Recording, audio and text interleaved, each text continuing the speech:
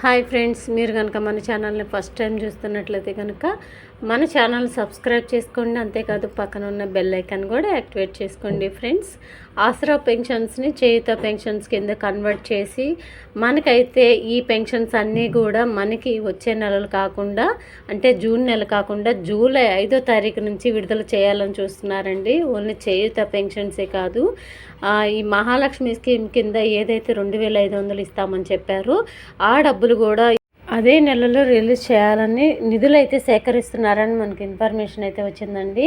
ఈ 2 పథకాలు కూడా జూలై నెల నుంచి రిలీజ్ చేయాలని చూస్తున్నారని అధికారులతో సంభాషణ అయితే జరుగుతుందని సీఎం రేవంత్ రెడ్డి గారు అయితే వీటి గురించి ఒక మీటింగ్ అయితే ఏర్పాటు చేశారని, నిధుల సేకరణకి ఏర్పాట్లు చేస్తున్నారని ఇన్ఫర్మేషన్ అయితే తెలిసిందండి. ఈ మహాలక్ష్మి పథకం కింద 2500 ఏదైతే ఇస్తారో అదైతే ఆసరా పెన్షన్స్ తీసుకుంటున్న లేడీస్కి అయితే రాదండి. ఆసరా పెన్షన్స్ తీసుకుంటున్న లేడీస్ కాకుండా ఆ ఇంట్లో మగవారికి కనుక ఆసరా పెన్షన్ వస్తుంటే ఆడవారికి మాత్రం మహాలక్ష్మి స్కీమ్ కింద 2500 తప్పనిసరిగా ఇస్తారంటండి. ఇది ఓన్లీ ఆసరా పెన్షన్స్ తీసుకునే వారికి మాత్రమే రాదంట. అంతేకాని ఆ ఇంట్లో ఆసరా పెన్షన్స్ మరి ఇంకెవరైనా తీసుకుంటే ఇది వర్తిస్తుందంటండి 2500.